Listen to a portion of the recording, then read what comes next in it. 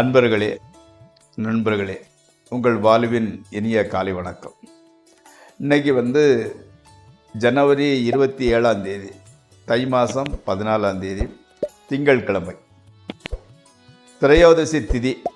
மூல நட்சத்திரம் காலையில் 9:02 வரை, அதற்கு மேல் பூராட நட்சத்திரம். அப்போ சந்திராஷ்டமம் ரிஷபராசிக்காரர்களுக்கு உரியது.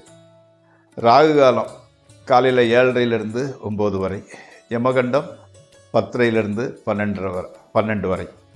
அப்போது நல்ல நேரம் காலையில் 9:30 10 வரை, மத்தியானம் 1:00 2 வரை, சாயங்காலம் 4:30 5 வரை. நீங்கள் அணிய வேண்டிய உடை நிறம் வெண்மை, வெள்ளை கலர் சட்டை போடுவது நல்லது. தவிர்க்க வேண்டியது பச்சை கலர். நீங்கள் சாப்பிட வேண்டியது உருளைக்கிழங்கு, பொட்டாட்டோ, அதே மாதிரி இந்த உருளைக்கிழங்கு, பலாப்பழம் இருந்தால் அதை பலாப்பழம் சாப்பிடலாம். தேங்காயில் செஞ்ச தேங்காய் சட்னி அந்த மாதிரிப்பட்டதையும் சாப்பிடலாம்.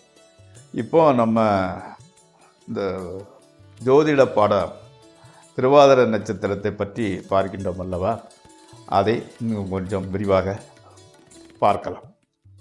இப்போது திருவாதிரை நட்சத்திரம் முதல் பாதத்தில் பிறந்தவங்க அரசாங்க ஆதரவு பெற்றவராயும் தந்தை தாயார்களால் ஆதாயம் அடைபவராகவும் இருப்பார்கள்.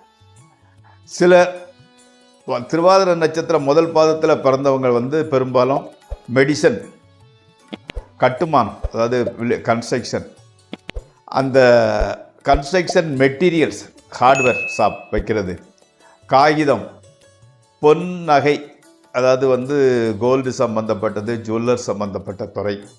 அடுத்தால கவர்மெண்ட் ஆஃபீஸில் பணி செய்வது, அதே மாதிரி சேமிப்பு கிடங்கு, குடோன், அந்த மாதிரிப்பட்டதை கண்ட்ரோல் பண்ணுறது போன்ற வகைகளால் நல்ல பலன்கள் பெறுவார்கள். அந்த முதல் பாதத்திலையும் பிற்பகுதியில் பிறந்தவங்க செய்தித்துறை, புத்தக வெளியீடு, செய்தித்தாள் வெளியீடு, போக்குவரத்து, டிரான்ஸ்போர்ட்டிங், பல பொருள் வணிகம், தட் மீன்ஸ் கிரானா சம்பந்தப்பட்டது, பலசரக்கு மளிகைன்னு சொல்லுவோம், கடைன்னு சொல்லுவாங்க இல்லையா, அந்த மாதிரிப்பட்ட துறை போன்றவர்களால் பயன்பெறுவார்கள். நண்பர்களே, நாம் இப்பொழுது ராசி பலன் நிகழ்ச்சிக்குள் செல்வோம். இந்த ராசி பலன் நிகழ்ச்சி உங்களுக்கு பயன்படுமாயின் அதை சப்ஸ்கிரைப் செய்யவும், நண்பர்களுடன் பகிர்ந்து கொள்ளவும். ராசி பலன் நிகழ்ச்சி ராசி இது மட்டுமல்லாமல் விரிவாக ஜாதகத்தை, மொத்த ஜாதகத்தையும் அலசி ஆராய்ந்து புரிந்து கொள்ள வேண்டுமென்றால் என்னென்ன பரிகாரம் பண்ணணும், பாசிட்டிவாக நடக்கிறதுக்கு என்ன பண்ணணும், எந்த துறையில் ஈடுபடலாம், எந்த மாதிரி போகலாம் என்பதை பற்றி விரிவாக தெரிந்து கொள்ள 9740846466 இந்த நம்பருக்கு ஃபோன் பண்ணி அப்பாயின்மெண்ட் வாங்கி கொண்டு பேசுவீர்களாக தொடர்பு கொள்ளுங்கள். உங்களுக்கு ஜாதக பலன் விரிவாக தெரிவிக்கப்படும். இப்பொழுது நாம் ராசி பலன் நிகழ்ச்சிக்குள் செல்வோம். முதலில் மேசராசி. எண்ணிய காரியங்கள் எல்லாம் ஓரளவு கைகூடுகின்றன. தொழிலில் அதிக லாபமும் அதன் மூலம் பொருள் சேர்க்கையும் உண்டாகின்றன. விரோதிகள் கூட நண்பராக சேஞ்ச் ஆகிருந்தாங்க. உங்களது நடத்தை கூட இதுவரைக்கும் ரொம்ப ரூடாக, ரொம்ப ஸ்பீடாக இருந்தவங்க கூட உங்களோட நடத்தை கூட சாஃப்டாக, மென்மைத்தன்மையாக மாறிவிடுகிறது. மனைவி வழி சொத்துக்கள் கிடைக்க வாய்ப்பு உள்ளது சிலருக்கு. அடுத்து ரிஷபராசி. ரிஷபராசிக்காரங்களுக்கு வீணலைச்சல், வீண் செலவுகள் அது எப்பவும் அதுதான் முதல்ல நான் சொல்லக்கூடியது. உங்களோட கிரகநிலை பிரகாரம் அது கொண்டே இருக்கிறது. அடுத்தால இருந்தால் கூட நம்பிக்கையும் மனதைரியமும் குறையவில்லை, அது இருந்துக்கிட்டு தான் இருக்குது.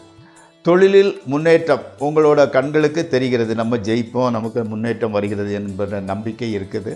அது உங்கள் கண்ணுக்கு கூட ஒரு பயோஸ்கோப் மாதிரி தெரிகிறது. பிரயாணம் ஏற்படுகிறது. அடிக்கடி பிரயாணம் என்பது தவிர்க்க முடியவில்லை. மனைவி மக்களை பற்றிய கவலை கூட எதுவும் இல்லை. அவங்க ஒரு ஸ்டெடி ஆகிட்டாங்க, அவங்களை பார்த்து கொள்வார்கள், அந்த நம்பிக்கை உங்களுக்கு. பெரியவர்கள் ஒரு சந்திப்பு உங்களுக்கு முக்கியமான டேர்னிங் பாயிண்ட், வாழ்க்கையில் திருப்பு முனையாக அமையப் போகிறது. அடுத்தால மிதுன ராசி. தொழில் நல்ல முறையில் நடப்பது போல் தோன்றினும் லாபம் கைக்கு வர்றது சிறிதளவே வருகின்றது. அரசாங்க உயரதிகாரியிடமிருந்து ஒரு சப்போர்ட்டு கிடைக்கிறது. முயற்சித்த காரியம் வெற்றியை நோக்கி நகர்கின்றது. கணவன் மனைவி உறவு பற்றி அவ்வளவு சிறப்பாக கூறுவதற்கில்லை, ஏதோ நடந்து கொண்டு இருக்கிறது. அடுத்தால கடகராசி. தொழிலில் சிறு சிறு தடங்கல்கள், இடையூறுகள் உண்டாகின்றன. அரசாங்க அதிகாரியுடன் விரோத போக்கு ஏற்படுகின்றது. நண்பர்கள் கூட உங்களுக்கு தொல்லை தான் கொடுக்குறாங்களே தவிர அவங்க மூலம் மகிழ்ச்சி, சந்தோஷம், உதவி கிடைப்பதில்லை. சுற்றத்தினர் உங்களை தவறாக புரிந்து கொண்டு இருக்கிறார்கள். அந்த புரிதலில் தான் வித்தியாசம் இருந்து கொண்டு இருக்கிறது. வீணான ஒரு கவலை மனதை தளர்வடைய செய்கிறது. அதனால் சனிக்கிழமை தோறும் நவகிரகம் அல்லது சனி பகவான் கோயிலுக்கு சென்று வாருங்கள். அது எல்லாம் சரியாகிவிடும். மனதில் ஒரு புத்துணர்ச்சி, புதிய நம்பிக்கை கிடைக்கும். அடுத்து சிம்மராசி. குடும்பத்தினரின் உடல்நிலையை பற்றிய கவலை கொஞ்சம் மனசை கொஞ்சம் டென்ஷன் படுத்தத்தான் செய்கிறது. உங்களுக்கு எடுக்கின்ற முயற்சிகள்லாம் தோல்வியை தான் தழுவுகின்றன. கெட்ட நடத்தியுள்ள பெண்கள் தொடர்பால் கெட்ட பெயர் ஏற்பட வாய்ப்புள்ளது. அதனால் பெண்களிடம் பழகும்போது சற்று ஜாக்கிரதையாக எச்சரிக்கையுடன் பழகுங்கள். அடுத்து கன்னிராசி. செய்கின்ற தொழிலில் வெற்றியும் முன்னேற்றமும் கிடைக்கிறது. நோய்கள் விலகுகின்றன. அப்போ உடல் ஆரோக்கியம் அபிவிருத்தி அடைகின்றது. எதிர்பாராத வகையில் பணவரவு உண்டாகின்றது. நீங்களே எதிர்பார்க்கல, காசு பணம் சேர்கிறது. புத்தாடை, புதிய நகைகள் வாங்கப் போகின்றீர்கள். கணவன் மனைவி உறவு ஓகே. அடுத்து துளாராசி. நண்பர்கள், உறவினர்களின் மாறுபட்ட மனப்போக்கு உங்களை திகப்படிய செய்கிறது. இவங்களெல்லாம் இவ்வளோ நாள் நல்லா பழகிட்டு இருந்தால், இவங்களுக்காக இவ்வளோ நாள் செலவழித்தா, இவங்கள தான் நல்லவங்க நம்பிக்கிட்டோம்னு உங்களே ஆச்சரியப்படக்கூடிய அளவில் அவர்களது மனப்போக்கு மாறுகிறது. ஸ்பெக்குலேஷன், ட்ரேடிங் ஆகியவற்றில் நஷ்டம் வரவே அதிக வாய்ப்புள்ளது. ஸோ அது பக்கம் செல்ல வேண்டாம். அடுத்தால எப்படின்னா, கடன் பிரச்சனை கொஞ்சம் கவலையை கொடுத்தாலும் பெரிய அளவில் நீங்கள் அதை புரிஞ்சுக்கிட்டது இல்லை, வெளியே நீங்கள் காட்டிக்கொள்வது இல்லை. கணவன் மனைவி உறவு மகிழ்ச்சியாகவே இருக்கின்றது. அடுத்து விருச்சிக ராசி. சில நல்ல வாய்ப்புகளை அது கை நழுவி போகின்றன. பணத்தட்டுப்பாடு கொஞ்சம் பிரச்சனையை கொடுக்கிறது.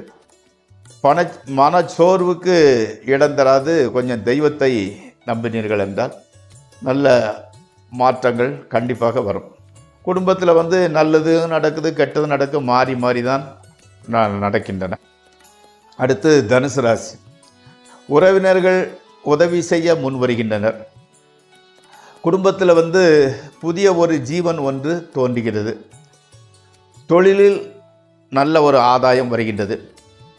மனக்கவலைகள் அகன்று மகிழ்ச்சி ஏற்படுகின்றது. பணவரயம் குறைந்து பொருள் சேர்க்கை உண்டாகிறது. அடுத்து மகர ராசி. இதுவரை இருந்து வந்த துன்பங்கள் சிறிது சிறிதாக குறைய ஆரம்பிக்கின்றன. வீண் செலவு, வீண் அலைச்சல் மாத்திரம் அப்படியே இருக்கின்றது. திருமணமாகாதவர்களுக்கு திருமணம் நிச்சயமாகின்றது. எதிர்பாராத வகையில் பொருள் வரத்து ஏற்படுகின்றது. அடுத்து கும்பராசி. உங்களோட உடல் நலத்தில் அக்கறை எடுத்துக்கொள்ளுங்கள்.